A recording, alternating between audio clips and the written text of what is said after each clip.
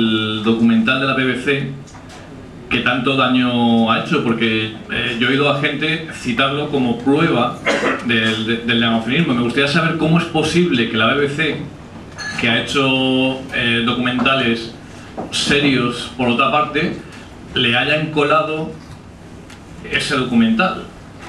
Entonces, no sé, yo tampoco creo en la teoría de la conspiración, pero qué extraño, ¿no? Gracias. Bueno, no es de extrañar. Hace un rato me comentaba un colega de ARP, dice, hasta que leí tu artículo, dice, antes de leer tu artículo que publicaba en este último número del Escéptico, dice, yo también era negacionista. Y todos en alguna etapa de nuestra vida hemos caído en alguna pseudociencia, y la verdad es que no me extraña que esto haya ocurrido pues incluso a la BBC, porque la mayoría de los organismos no tienen ahí a una serie de personas tratando de ver si una cosa es pseudocientífica o no lo es. Yo vi el documental hace poco, está puesto en YouTube, lo podéis ver, y la verdad es que, bueno, pues sacan a una serie de personajes que parecen expertos, pero cuando se analizan en detalle, la mayoría de ellos no son expertos, pueden ser científicos. Hay otros que no son científicos, pero salen bastante científicos, pero no son expertos. Son científicos especialistas en otras áreas de conocimiento. Entonces, claro, pero además hay otro factor, y es que hace unos años pues había más negacionistas, pero a medida que se están viendo los datos científicos, el IPC, los del panel van cambiando sus previsiones, y cada vez más gente se convence de que realmente hay un problema grave, que es un problema a largo plazo, pero que puede tener consecuencias muy desastrosas. Y entonces algunos, como hemos visto, muchos de estos negacionistas, pues están rectificando. Arnal se ha rectificado, Rajoy también, y Von Lombard, y muchos de ellos están rectificando. Por eso no me extraña, y los de este documental acabarán haciendo lo mismo.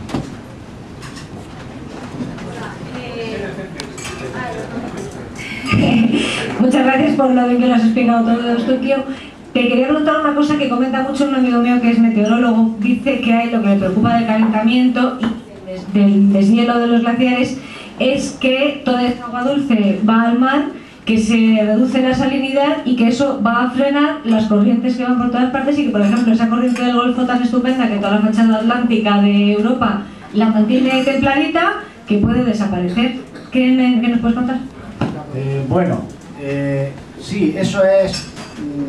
ha escuchado, yo creo, campanas, pero realmente no es totalmente así. Puede ocurrir lo que ocurrió hace 55 millones de años, en el evento del límite Paleoceno-Eoceno. En aquel momento, pues, los fondos marinos se calentaron. Sí, ahora podría ocurrir que esa corriente, que es una especie de cinta transportadora que mete normalmente, sumerge el agua de los polos, el agua fría, hacia los fondos, y da la vuelta al mundo, y luego vuelve a salir por otro sitio hacia superficie. Eso, que es una especie de cinta transportadora que controla el clima, puede ocurrir que efectivamente pues llegaran a calentarse los fondos oceánicos. Pero si se calientan los fondos oceánicos, lo que ocurre es que se liberan los hidratos de metano que están allí estables, y el metano es un gas muy peligroso, que es lo que ocurrió en el límite Paleoceno-Eoceno hace 55 millones de años. Fue calentándose la temperatura del planeta y llegó un momento que se desestabilizaron los hidratos de metano, subieron a la atmósfera y hubo efecto invernadero y se produjo un evento hipertermal. El calentamiento global para la mayoría de las especies es beneficioso. Incluso estaríamos más calentitos, como dicen algunos. Pero el problema es que nuestra sociedad, nuestra civilización, es muy vulnerable a estos cambios. Entonces, si hay un evento hipertermal, en aquellos momentos sirvió para que los mamíferos evolucionaran y se llegaron a esos grandes mamíferos que eran equivalentes a los dinosaurios. En el terciario hubo, era la época de los mamíferos, que eran los equivalentes a los dinosaurios del Jurásico y del Cretácico. Entonces, efectivamente, en aquellos momentos pues hubo ese calentamiento, pero como no había esta sociedad tan especializada, este mundo tan superpoblado, el hombre todavía no existía, los mamíferos, pues si subió el nivel del mar, se desplazaron tierra adentro y les benefició. Hubo un grupo que se extinguió, pero bueno, de pequeños foraminíferos que vivían en los fondos oceánicos. Pues bien, ahora podría ocurrir igual, que se desestabilicen los hidratos de metano y entonces aumente la temperatura tanto que suba el nivel del mar muchísimos metros, y eso sería catastrófico para nuestra civilización.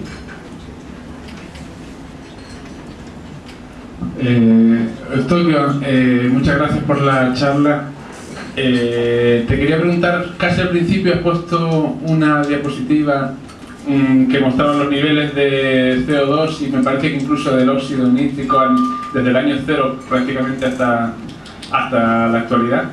¿Nos puedes comentar cómo se obtienen esos datos, por ejemplo, de óxido de nitrógeno del año 0 al año 500, los niveles que había? Bueno, sí, para esto hay que ser geoquímico. Normalmente los petrólogos y geoquímicos, son geólogos también, como yo, son los que se dedican a esto. Yo me dedico a los fósiles y me fío de sus datos. Ellos normalmente... ¿sí? Ellos normalmente pues, hacen una serie de análisis geoquímicos en rocas, en sedimentos del pasado y pueden fácilmente saber obtener qué cantidades había de los distintos gases de efecto invernadero. Incluso recientemente los datos mejores se obtienen de los sondeos que realizan en los glaciares. En el hielo han quedado acumuladas, aprisionadas, una serie de gases que hacen un sondeo y lo pueden medir fácilmente y saberlo sin ningún problema. Bueno, Eustoquio, yo también te felicito por la ponencia.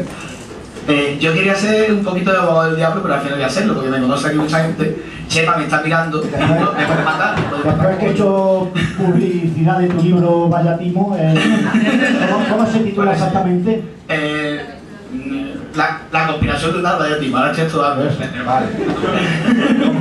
Bueno, nunca me puse de pie Vallatimo. Estoy de pie en una pareja. Bueno, yo te quería pedir consejo, ¿vale? Como tú sabes, soy profesor de secundaria y muchas veces te vienen los niños, pues, ya no con el antinegacionismo, sino con el ecologismo extremo, en el cual, por ejemplo, yo tuve un amigo que una vez se enfadó muchísimo conmigo, esto es real, esto es verídico, porque tiré el plastiquito este redondo de la botella de Coca-Cola, lo tiré a la basura y no lo corté con la tijera. Y se enfadó muchísimo porque por lo visto iba a matar a un pez asfixiado. Eso es ecologismo extremo. Entonces, algunos niños te vienen con la historia de que nosotros no vamos a acabar con una serie de redes tróficas, sino que vamos a acabar con toda la vida en el planeta. Yo quiero que tú me digas qué opinas tú en el futuro. ¿Llegará un momento en que las condiciones de vida sean tan extremas, en que el hombre desaparezca y existan otros seres vivos? ¿Acabaremos con todos los seres vivos? ¿Tendremos que llamarte? ¿Qué opinas al respecto? ¿Qué le responderías tú? Y te pregunto esto porque cuando estábamos hablando esta mañana, me comentaste la expresión, yo investigo sobre extinciones en masa, yo me acordé de mis alumnos me dirían, ¡mola! O sea, un niño de secundaria de 15 años escucha extinciones en masa y se le abren los ojos. Entonces, ¿qué le dirías tú a ellos? Es verdad que hay ecologistas que se pasan de rosca y han sido tachados de idealistas y de fanáticos, pero en muchos aspectos yo creo que los ecologistas se han quedado también cortos. Bueno, por lo que he expuesto, la verdad es que el panorama es bastante pesimista, ¿no? Pero claro, todo va a depender de si tomamos o no tomamos medidas. Si los políticos, porque este es un problema político, ya no es un problema científico. Los científicos han dictaminado que aquí hay un hecho real, que es el calentamiento global, pero los políticos no tienen poder para implementar las medidas para mitigar el calentamiento. Esto lo tienen que hacer los políticos. Entonces, todo dependerá de las medidas que se tomen. De todas formas, el hombre se acabará extinguiendo como la mayoría de las especies ha ocurrido a lo largo del tiempo. Todo va a depender de si tomamos o no tomamos medidas. Será antes o será después. Pero al planeta le importa poco. El planeta seguirá existiendo y seguirán y evolucionarán, como ha ocurrido en otras extinciones anteriores, evolucionarán otras especies. Una vez que los nichos ecológicos, el nicho ecológico que nosotros ocupamos, quede vacante. Entonces, sí, esto puede que ocurra, pero esperemos que todavía lleve bastante tiempo y no nos pille a nosotros, ¿no? Sí, Eustoquio, una reflexión y dos preguntas. Las reflexiones. Sí. El término negacionista es realmente más que una definición, una descripción, es un insulto. Es que me ha mandado uno cabrón. Realmente. Claro, muchos negacionistas llaman calentólogos, alarmistas o algoreros a las... Sí, eso es cierto, la gente que lo vea lo conoce. A mí no me gusta realmente utilizar de una forma genérica el término negacionismo, y mi pregunta viene por lo siguiente. Todos los científicos que se puedan conocer que no están de acuerdo con las previsiones del IPCC, que hayan cuestionado las formas, digamos, las modelizaciones, las previsiones, todos ellos realmente quedan expuestos a las tinieblas exteriores, porque a mí me consta que hay algunos que son algún climatólogo, estoy pensando en Judith Curry, por ejemplo, gente que no se puede decir que niegan el cambio climático, pero cuestionan las, digamos, las previsiones del IPCC y cuestionan también algunos aspectos de sus trabajos. Yo no soy entendido en esto, simplemente planteo la pregunta. Entonces yo quería saber si realmente entre los científicos, algunos efectivamente climatólogos, que me parece que Judith Curry nos trabajaba sobre el clima en el Ártico, creo, si realmente se pueden meter todos en el mismo saco. Esa es la primera pregunta. O se puede establecer un debate académico, que es lo que yo creo que sería interesante también. Y luego la segunda pregunta es una especie de autocrítica también con respecto a las previsiones del IPCC. Yo creo que en el último informe de Valencia, no estoy seguro, insisto, esto es una cosa a la que pido confirmación. Ellos hacían una predicción sobre la desaparición de los glaciares en el Himalaya. Y parece ser que esos glaciares no solo no desaparecen, sino que se están incrementando. Es una pregunta, insisto. Y luego una opinión que me gustaría que nos diera sobre el Climategate, el famoso Climategate, lo de la unidad del clima de la Universidad de East Anglia. ¿Cómo lo ves tú? Si al final fue simplemente aplicar la teoría del punto gordo y de la recta astuta, o fue algo más gordo, más importante. Bueno, son muchas preguntas, a ver si me acuerdo de todas. Para empezar con el término negacionismo. Ellos lo que se llaman a sí mismos son escépticos del cambio climático. Bueno, los escépticos somos nosotros, los de ARP saben, ¿no? Somos los escépticos racionalistas. Estos es un tipo de escepticismo que no tiene mucho que ver con lo nuestro, pero es verdad, con respecto a eso son escépticos. Pero el término que se ha impuesto es el término de negacionista, que bueno, pues si tiene un significado feo, pues en parte será por ellos. Bueno, sí, quizás lo tiene porque se les compara con el negacionismo del Holocausto, que fue con lo que se generalizó el término.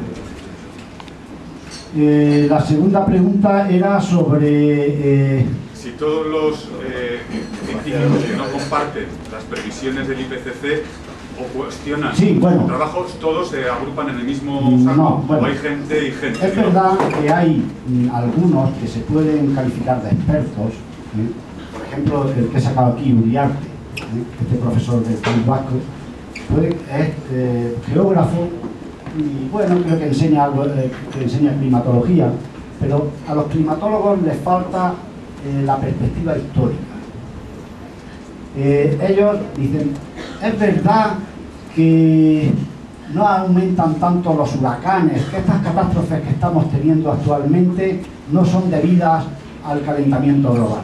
Y yo estoy de acuerdo en gran parte de esas afirmaciones. Por eso he insistido que lo peor es lo de la subida del nivel del mar, porque yo creo que la mayor parte de esas catástrofes ellos están en lo cierto, y creo que son debidas precisamente a la superpoblación de áreas que antes no vivía nadie, porque históricamente se sabía que allí había riadas y a nadie se le ocurría hacer allí una casa, ¿no? Entonces, en ese sentido, los climatólogos que se oponen, que niegan el cambio climático, que lo minimizan sobre todo, pues llevan razón, pero les falta perspectiva histórica. Es que es verdad lo que decía la falacia naturista. En el pasado ha cambiado el clima y ha cambiado el nivel del mar, pero las costas no estaban superpobladas como ahora, que vive más de la mitad de la población aproximadamente vive a nivel del mar. Y la otra era...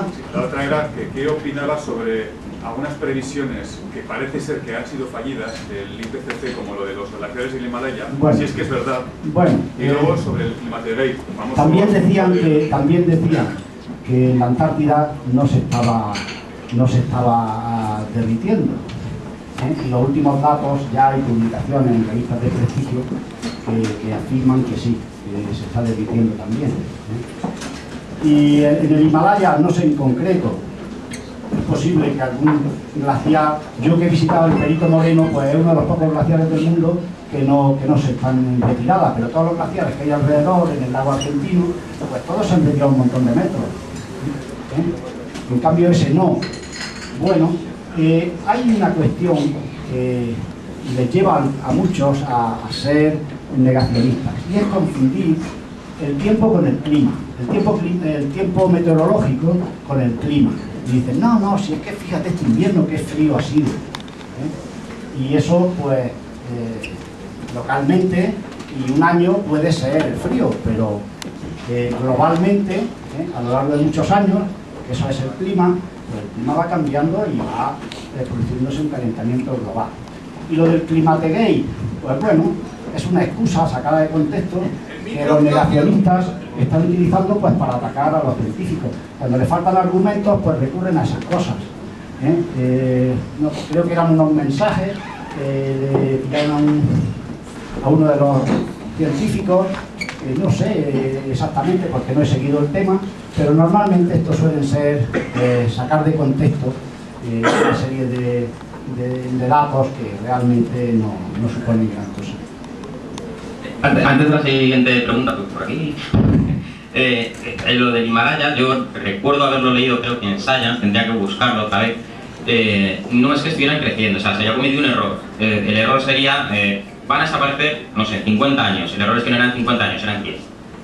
Pero no es que estuvieran creciendo. Vale, y nada más. Lo que pasa es que los glaciares del Himalaya están muy altos y serán los últimos que se derritan, porque allí hace más frío que en otros partes del mundo. No es fácil hacer predicciones, porque claro, todo va a depender de las medidas que se tomen. Entonces, si no se toman ninguna medida, pues las previsiones serán bastante peores que las que pronostican los del panel de la ONU. Yo creo que no son alarmistas en absoluto, y ahí hay detrás 2.500 científicos que gran parte de estas diapositivas, de estos esquemas, están tomadas de sus informes, y no creo que exageren en absoluto.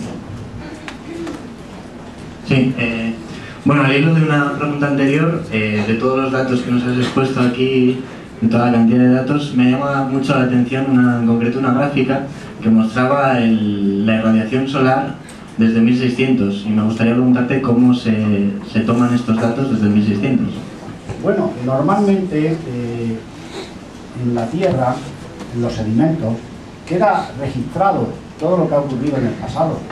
De hecho, de ello vivimos los paleontólogos y los geólogos. No se escucha bien el micrófono, por favor. Que digo que en los sedimentos quedan registrados todos los acontecimientos que han ocurrido a lo largo del tiempo geológico. Entonces, los distintos estratos son como las hojas de un libro que pueden ser leídos, descifrados convenientemente en clave geológica y paleontológica. Entonces, normalmente, todos estos datos pues los obtienen equipos multidisciplinares, pues especialistas en geología de distinto tipo, sedimentólogos, geoquímicos, mineralogistas, paleontólogos, analizando convenientemente los sedimentos, porque todo quedó ahí registrado en el pasado, en los sedimentos del pasado. A ver, ¿se me oye? Sí. Perdón. En primer lugar, darte la enhorabuena. Y luego me gustaría hacerte una pregunta, y es, ¿no crees que igual el ecologismo ha cogido la bandera equivocada? Y me explico, es decir, somos insostenibles, y está claro, y cada vez está más claro que el cambio climático es real. Pero yo creo que el clima es multiparamétrico, es cambiante, y era como mucho más fácil de suscitar un escepticismo, de que la gente viera las medidas que te están preguntando, cómo se sabe hace 1000 años lo que ha cambiado, cómo se medía entonces, cómo se mide ahora, no es posible que tengamos mejores aparatos ahora que entonces, y luego encima solo de un parámetro de varios que conforman el clima, que también es impredecible, que tenemos predicciones de una serie de tiempo, pero también los ecologistas sacan datos de en 100 años vamos a tener estas temperaturas, un alarmismo demasiado creciente. Yo creo que hay suficiente medida uniparamétrica de contaminación de suelos, de sellado de suelos, de 20.000 historias que dicen que somos insostenibles, más que intentar explicar el clima como se lleva explicando desde hace mucho tiempo. O sea, ¿no crees que quizás fue una bandera equivocada del ecologismo que ha costado mucho explicar? No, yo al contrario, creo que los ecologistas están teniendo razón. Creo que en algunos aspectos se han quedado cortos, en otros se han pasado, es verdad. Algunos pues, se preocupan de cosas que quizás no sean tan importantes. Pero yo no creo que sea alarmismo. Las mediciones son con equipos de hoy, normalmente. No hace falta empezar a medir el cambio de temperatura a principios de siglo. Probablemente aquellos aparatos pues no eran muy sofisticados, pero es que se pueden hacer sondeos en glaciares y obtener datos con aparatos muy modernos, muy sofisticados y bastante fiables, ¿no? O sea que los datos indican que hay un problema que hoy por hoy todavía pues es un problema que parece pequeño. El problema será en el futuro. Ahora mismo disfrutamos de un nivel de vida sin parangón en la historia, y sobre todo ciertos países. Pero claro, ¿qué está ocurriendo? Ahora tenemos recientemente dos catástrofes, pues la guerra de Libia, donde el petróleo va a subir, está subiendo, y la catástrofe de Japón, de las centrales nucleares. Las esperanzas estaban puestas en sustituir el petróleo por la energía nuclear. Lo van a tener difícil los partidos que promueven la energía nuclear, lo van a tener difícil con la opinión pública después de lo que está ocurriendo en Japón. Entonces yo estaba convencido, después de leer los libros de James Lovelock, el de Gaia, pues de que no quedaba más remedio de que había que usar la energía nuclear para seguir manteniendo este nivel de vida. Pero después de ver lo que está ocurriendo en Japón ya tengo bastantes dudas de que haya que desarrollar la energía nuclear. Entonces, hoy por hoy las energías renovables no son suficientes. Entonces, yo no creo que sea alarmismo. Es que la situación de que hoy disfrutamos, además para una comparativa, aquí tenemos un automóvil creo por cada 2 personas. En China creo que es 5 por cada 1000. Y claro, ellos aspiran a tener también nuestro nivel de vida. Y de hecho lo están consiguiendo. ¿Cuántos planetas Tierra se necesitan para que los chinos y los hindúes y los brasileños vivan como vivimos los europeos y los estadounidenses? Esto es insostenible. No es posible, no hay recursos naturales. Y eso se está ya viendo. El petróleo barato se ha acabado y queda petróleo, pero cada vez cuesta más sacarlo. Si la energía nuclear nos va a plantear problemas, Pues yo no sé, la próxima crisis está cerca. No sé si enlazaremos esta con la siguiente, que puede ser la crisis de la energía. Yo no creo que sea alarmismo. Hola. Mira, quería conocer tu opinión sobre un artículo que se publicó no hace mucho, hace unos pocos meses. Lo cierto es que no profundicé más en él y no tengo muy claro, me olía un poco a que es una magufada, pero decía que en caso de que consiguiéramos erradicar el CO2 íbamos a tener un problema muy grave con los rayos del sol, que o sea, todo el descenso de temperatura que podríamos conseguir mediante la eliminación del CO2 y evitando, o sea, y haciendo que pudiesen rebotar los rayos, se va a convertir en un aumento de los rayos ultravioleta y va a haber una serie de problemas añadidos que ahora no tenemos gracias a eso. Gracias, lo digo entre comillas. Vale, y quería saber si tenías alguna opinión al respecto, ¿has oído algo? Bueno, no he leído ese artículo, no sé dónde se publicó ni cómo, no tengo idea por lo que cuentas. Pues yo creo que no hay, el autor puede estar tranquilo que difícilmente vamos a eliminar todo el CO2 que hay en la atmósfera. Está la cosa muy difícil.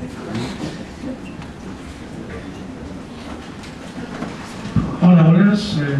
Sí. Bueno, yo tenía una pregunta, porque lo que no me queda claro es la relación causa-efecto, ¿vale? O sea, está claro que la temperatura está aumentando, está claro que el CO2 está aumentando, está claro que la cantidad de gente en el planeta está aumentando. ¿Cómo relacionas causa y efecto?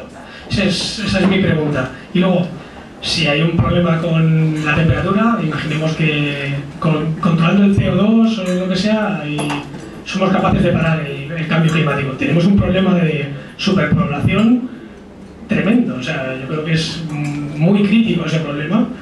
Y, por ejemplo, una de las cosas que me preocupa es que las ONGs, tú buscas información en, no sé, Cruz Roja, yo qué sé, en cualquiera que se preocupa de apadrinar niños y todas estas, y no mencionan ese tema. O sea, el CO2 va a ser difícil de controlar, pero joder, la superpoblación sería más sencillo.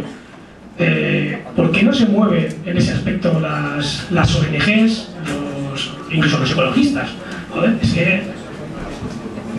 Sí, bueno, primer asunto, el de la correlación entre los datos científicos para establecer la causa y efecto, la relación de causa y efecto. Este es un problema que siempre los científicos lo tenemos muy en cuenta, y sobre todo en ARP pues lo discutimos mucho, porque la mayoría de los pseudocientíficos establecen esa correlación simplemente porque haya coincidencia. Es decir, un curandero le da un brebaje, se cura, y establecen que ese brebaje le ha curado, cuando si no hubiera tomado nada se hubiera curado igualmente, porque la mayoría de las enfermedades las cura el propio organismo, las vence el propio organismo. Es verdad, ese es un problema, pero de tipo metodológico. Pero eso, en este caso, yo creo que la correlación está bastante bien establecida. Hay unos gases de efecto invernadero que se sabe que lo producen, hay una emisión tremenda de esos gases, y se está comprobando constantemente que eso aumenta la temperatura. Entonces es muy fácil en este caso establecer esa relación de causa y efecto. Entonces la segunda pregunta era sobre la superpoblación. Sí, esta es la causa, como yo he puesto ahí en una diapositiva, es la causa desencadenante de la sexta extinción en masa. Históricamente los distintos eventos de extinción que ha habido a lo largo del tiempo han sido producidos bien por una causa extraterrestre. En este caso, el ejemplo mejor documentado es el impacto de un gran meteorito hace 65 millones de años en el límite Cretácico terciario, que hizo desaparecer los dinosaurios y otras muchas especies. También hay causas desencadenantes de tipo geológico, como puede ser el vulcanismo, como puedan ser, pues, en el caso concreto que he citado, de hace 55 millones de años en el límite Paleoceno-Eoceno, ahí hubo una causa de tipo geológico. La Antártida, bueno, en este caso, el calentamiento de los fondos oceánicos por la tectónica de placas produjo ese aumento hipertermal. En el límite de océano-oligoceno, hace 34 millones de años, la Antártida se situó en el polo norte, en el polo sur, y entonces se acumuló nieve. Esa nieve reflejaba los rayos del sol, el efecto albedo, y entonces hacía que fueran a la atmósfera y globalmente el continente se enfriara, y así tuvimos un evento de extinción que fue producido por una causa geológica, el movimiento de los continentes. Y actualmente tenemos una causa de extinción, aunque la sexta extinción todavía no ha llegado a los niveles de poder ser considerada extinción en masa, porque todavía no se ha llegado al porcentaje de más del 50% de las especies, pero tal y como va, se llegará. Pues bien, en este caso, la causa de extinción de la sexta, la causa desencadenante de la sexta extinción en masa es la enorme superpoblación. Y no solo estamos produciendo el calentamiento global, sino que estamos haciendo desaparecer muchísimas especies a un ritmo, pues bueno, ahí lo he indicado en un recuadro, a un ritmo pues rapidísimo. Es una extinción, pues como otras que han ocurrido en el pasado, gradual, rápida, que empezó hace 100.000 años y que ahora pues está acelerándose con el cambio climático. Y efectivamente la superpoblación es el problema. ¿Por qué los políticos no ponen remedio a esto? No hace falta ir matando a gente, como dicen algunos negacionistas que llaman a los ecologistas ecofascistas. No, ningún ecologista, yo no he visto ningún ecologista que pretenda matar a nadie para disminuir la población. Pero lo que no hay es que fomentar la natalidad. Los chinos durante bastante tiempo han estado controlando el crecimiento de la población. Ahora parece que se han relajado. Y claro, la población no para de subir. Somos 100 millones más de personas en la Tierra cada año. 100 millones de personas para consumir y para alimentar. Vamos, no me parece sostenible. Nosotros somos un país con una tasa de natalidad de las más bajas del mundo. Y esto nos puede parecer un problema pequeño. Pero cuidado, que hay países donde hay un crecimiento. ¿Por qué? Pues porque la medicina ha avanzado mucho, la economía ha mejorado mucho en todas partes, y claro, pues la población no para de crecer. Y ahí están las organizaciones de tipo político o de tipo religioso, que todos conocemos y que se oponen al control de la natalidad. Sí, hola, buenas tardes. Aquí. Sin negar el cambio climático y sin negar las consecuencias que con la mejor ciencia somos capaces de prever, quedan todavía cuestiones de interés. Se me ocurre, la primera, ¿estamos a tiempo de hacer algo o se ha desencadenado ya alguna dinámica con retroalimentación que es imposible, casi imposible de parar? Y segundo, en caso de que sea posible, es la solución más barata esa que dejar que las cosas sigan su curso, porque concebiblemente podría ser más barato desplazar a la gente que vive al lado del mar que ponerse a cambiar todo el sistema económico, político, social que tenemos. ¿Qué sabemos de esto? Yo no sé nada. Bueno, yo creo que en gran parte de eso ya lo he explicado. Creo que hay que hacer, por supuesto. Hay que hacer y mucho.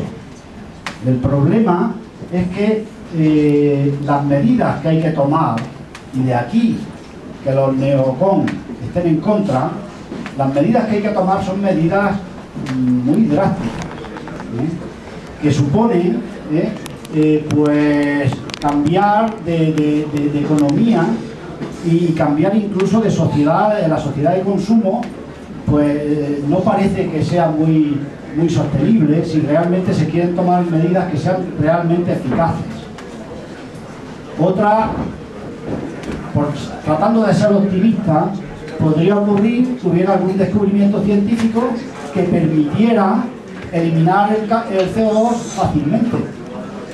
De momento eso no ha llegado. De momento lo que hay que tratar es de tratar de procurar no emitir más gases de efecto invernadero. Pero es tan difícil, porque todos queremos tener un coche y queremos vivir, pues, como Dios.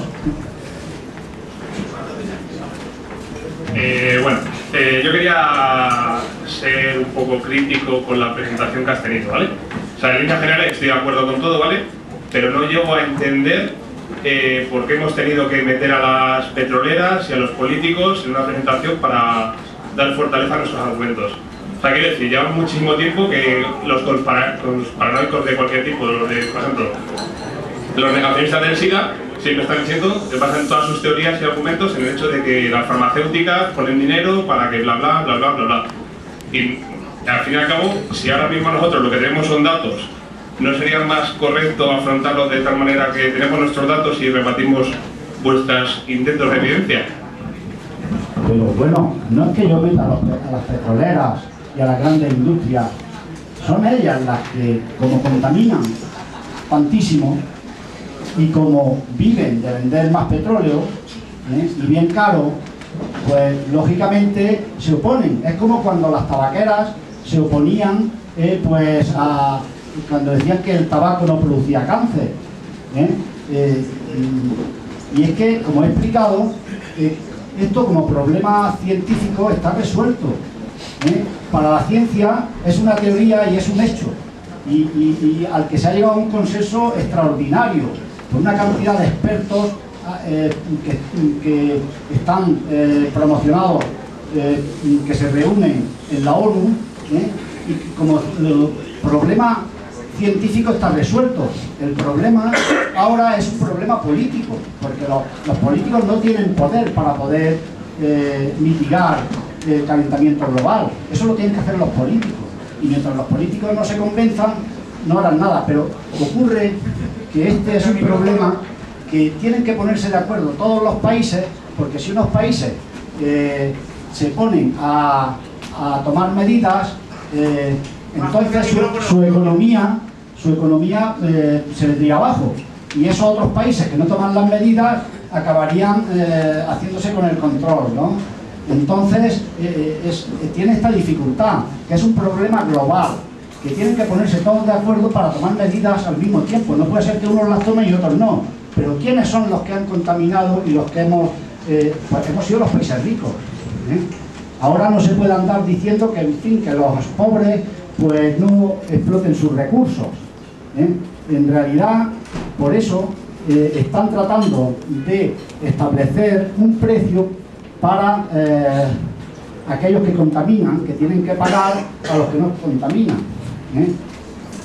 Esta ha sido una fórmula que han encontrado pues para tratar de que todos los países colaboren y que el peso recaiga en aquellos que realmente han sido los que han producido la mayor parte de los gases de efecto invernadero. Es realmente un problema político, y un problema político que tiene una solución muy difícil. Hola. Si ya sabemos que hay cambio climático y lo afirmamos, ¿qué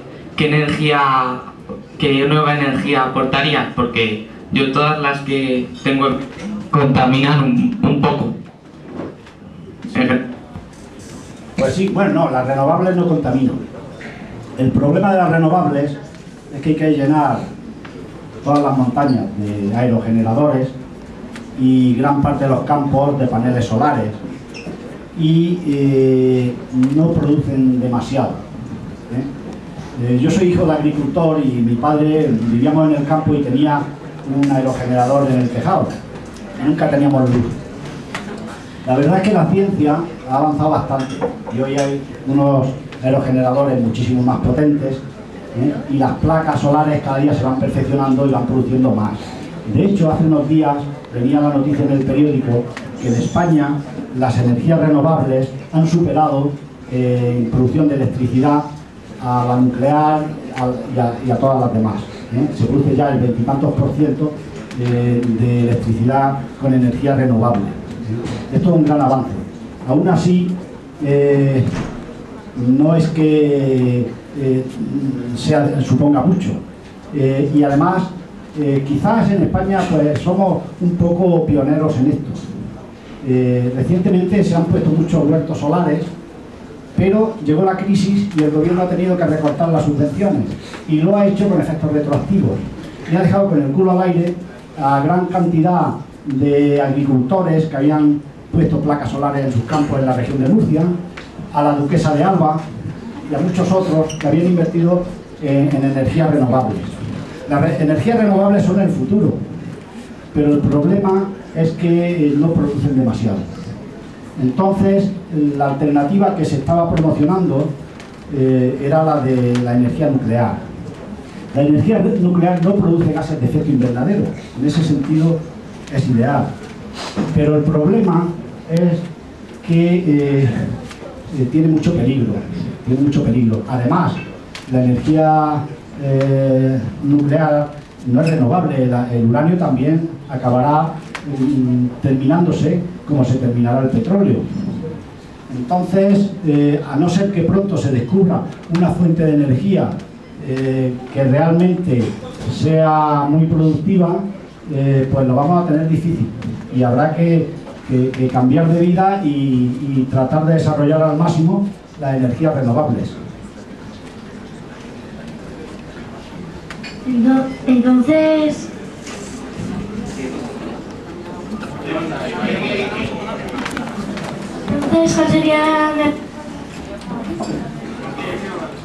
¿cuál sería la mejor forma de reducir los gases?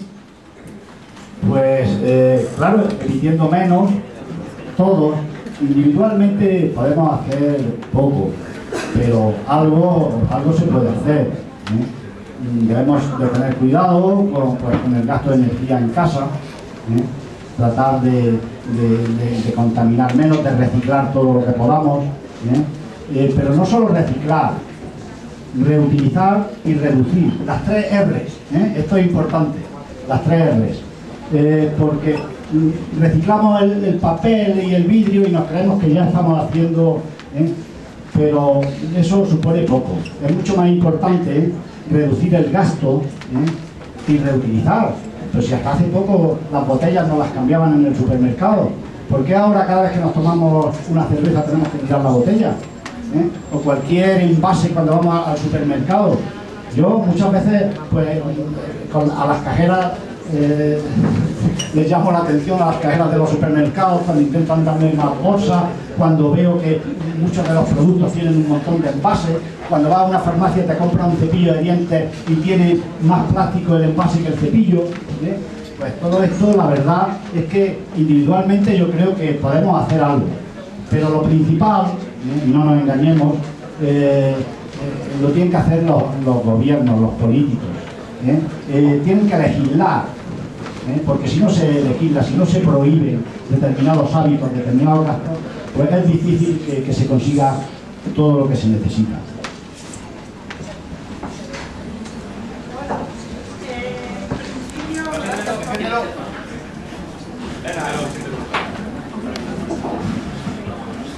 Bueno, gracias por la charla y yo quería hacer un comentario relacionado con la pregunta anterior sobre el tema de cómo podemos poner nosotros nuestro granito de arena. Por ejemplo, ahora mismo a lo mejor podríamos apagar el proyector porque no lo estamos usando.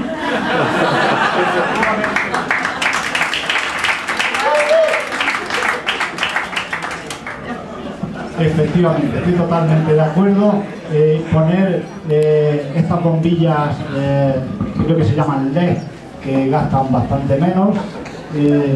Incluso, pues, si alguien quiere poner en el tejado de su casa paneles solares, yo estuve preguntando hace poco y me dijeron que esos paneles solares se conectan con un alternador, se conectan con la red eléctrica y el gobierno te paga a ti el kilovatio al doble de precio que a ti te cuesta.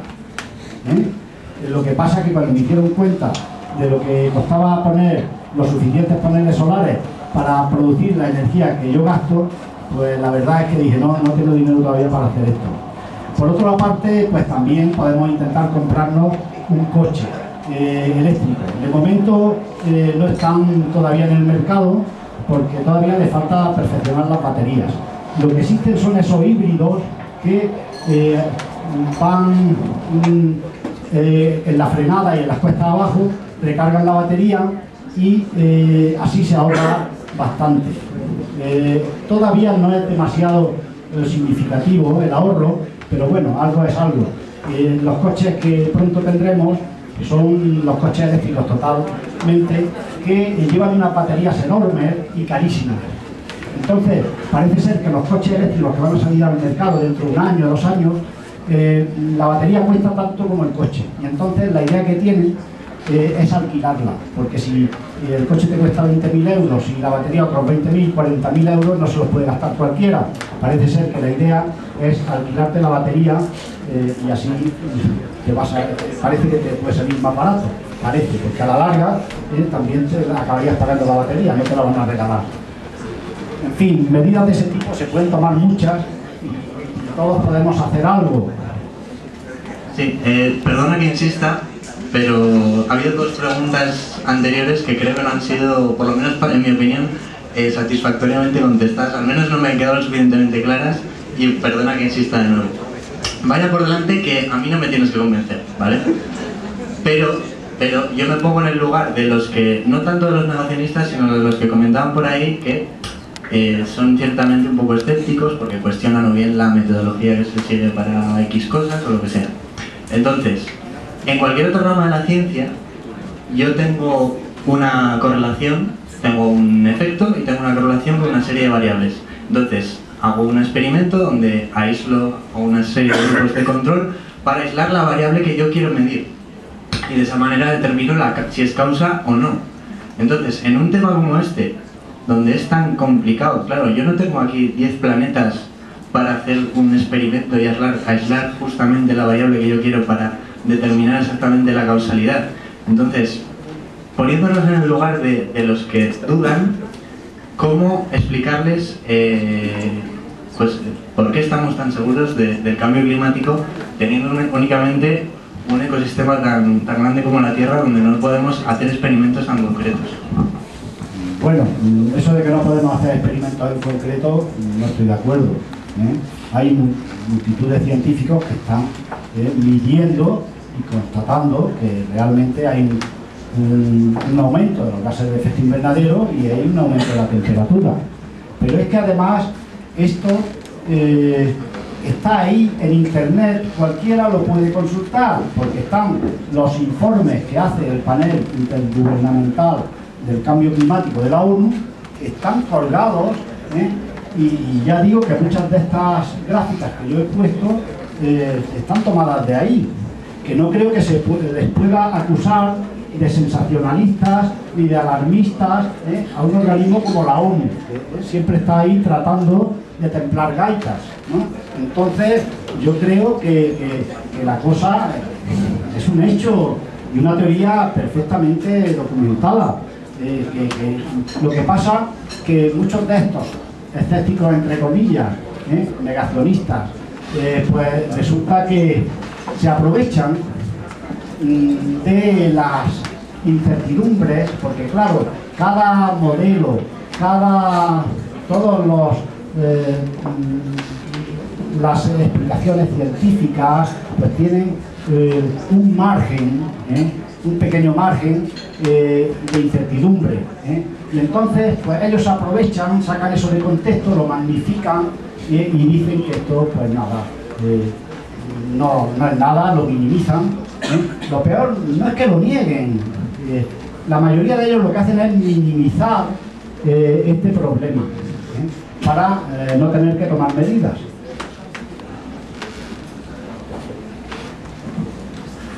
Pues ¿me dejáis pasar, por favor? ¿Por algún sitio?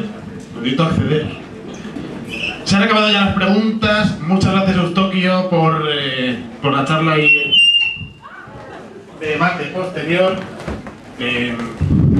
Gracias a todos por animar el asunto. La camiseta. Se lee.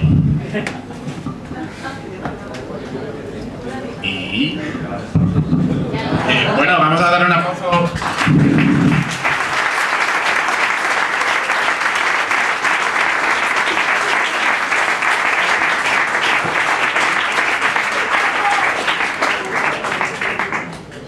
la pregunta de siempre. ¿Cuántos nos quedamos a cenar?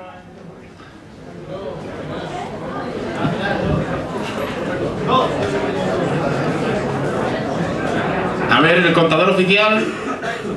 Muchas gracias por la invitación. Me han tocado los euromillones y que no. No pienso invitar a nadie. ¿Qué? Me encanta hablar por el micrófono. No, nada más, muchas gracias a todos. Creo que como en el sitio de antes tenemos que desalojar la planta, ¿o no? Ah, pues no. Nada, pues muchas gracias a todos. El mes que viene ya tenemos ponente. Y... ¡oh, es verdad! El día 12, martes, jueves, martes día 12, tenemos evento especial, épico, legendario, que no olvidaréis en vuestra vida. Viene el Discourse Show. La hora, 7:30, aquí, no os lo perdáis, va a ser increíble. Pues me imagino que alguno podrá, no podrá venir, pero vamos, el resto os lo recomiendo. Es un show, un discurso, y es un cachondeo y mola. Y nada más, hasta el 12.